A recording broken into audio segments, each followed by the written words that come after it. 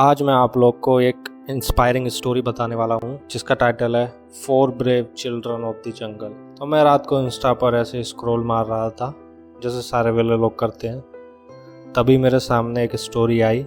मुझे लगा ये स्टोरी तो इंस्पायरिंग है और आप लोगों के साथ शेयर करना बनता है। तो ये स्टोरी है 4 बच्चों की जिन्होंने 40 दिन, सही सुना तुम लोग ने, 40 दिन, मतलब सोच सकते हो, अकेले अमेज़न के जंगलों में गुजारे क्या, सरवाइव किए। तो ये बात है कोलंबिया की। ये एक कंट्री है साउथ अमेरिका में। अब तुम लोग को नहीं पता है तो जाके मैप में देख सकते हो। कोलंबिया में जंगल है अमेज़न, जो कि करीब 10% है कोलंबिया में, बाकी अदर पड़ोस की कंट्रीज में। और अमेज़न के साइज 70 लाख किलोमीटर है। अब तुमको अंदाज़ा लगाना है कि कितना होता है।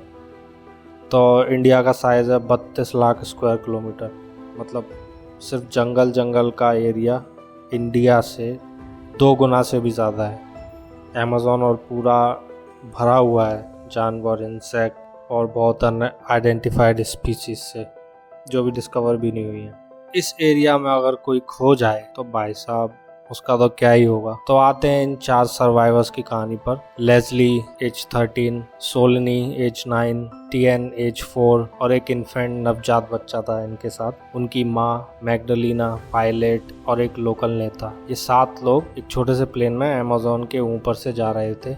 वहाँ कुछ तकनीकी खराबियों से उनका प्लेन क्रैश हो गया।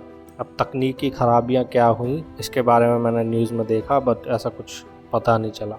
और प्लेन क्रैश में मैग्डलिना, पायलट, नेता, ये तीनों अनफॉर्चुनेटली क्रैश में मर गए, पर 4 बच्चे बच गए। उनमें से लेस्ली जो 13 साल का था, सबसे बड़ा, उसको कुछ एक्सपीरियंस था जंगल का। मतलब जब पूरा कंट्री जंगल में होता है तो एक्सपीरियंस हो ही जाता है। अब आप लोग सोचो कि प्लेन क्रैश हुआ और सामने बच्चों की माँ की बॉडी है, तो बच्चों का क्या हाल हुआ होगा। पर बच्चों ने फिर भी हिम्मत दिखाई और प्लेन में वो अपने साथ एक यूका फ्लावर ले जा रहे थे। ये यूका फ्लावर एक आटे की तरह होता है। ये एक पेड़ की जड़ों से बनता है, वो शकरकंदी जैसा दिखता है, उसका आटा होता है यूका फ्लावर। तो बच्चों ने ये खा के जंगल में जिस पेड़ की पत्तियां और बेरीज खाई जा सकती हैं, वो उन सब चीज़ पर सरवाइव किया। फिर ये 3 बच्चे और एक नवजात बच्चा के साथ निकल गए कि कोई मिल जाए या कोई इनको ढूंढ ले।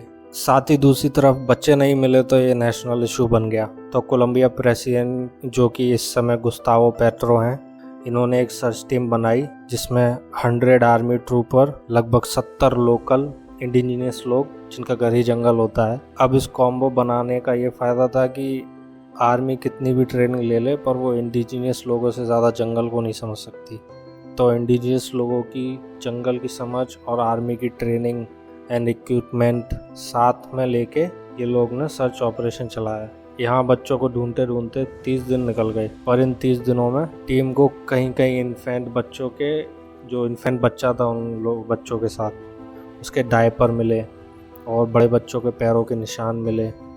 तो इससे ये पता चलता रहा कि हाँ, बच्चे अभी तक ठीक हैं, पर बच्चे कॉन्स्टेंटली मूव कर रहे थे तो उनको ढूंढना मुश्किल हो रहा था। तो टीम ने सर्च हेलीकॉप्टर से सर्च एरिया में जहां बच्चों को मिलने के ज़्यादा चांसेस, वहां रिलीफ पार्सल जिसमें खाना होता है और सर्वाइवल किट भी कह सकते हैं उसको, वो फेंक दिया जो बच्चों को मिल जाए और वो खा के सर्वाइव कर सके। बीच में एक बार बच्चों को जंगली कुत्तों का भी सामना करना पड़ा था, जो कि अपने में ही बहुत डेंजर सिचुएशन है, और बच्चे बहुत टफ थे तो उन्होंने वो टाइम भी सर्वाइव किया।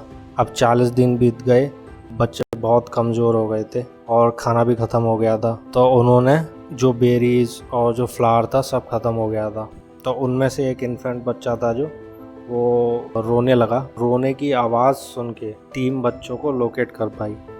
फिर आखिरकार 40 दिन बाद वो बच्चे 3 घंटे की दूरी पर मिल गए। अब सुनने में तो 3 घंटे छोटा लग रहा है, बट अमेज़न जैसे डेंस फॉरेस्ट में ये बहुत लंबी डिस्टेंस है। बच्चों के मिलने के बाद आर्मी ने बोला बच्चों के पास कोई टेक्नोलॉजी नहीं, कोई इक्विपमेंट नहीं था, कुछ भी नहीं था, बस था तो अ विल टू लिव।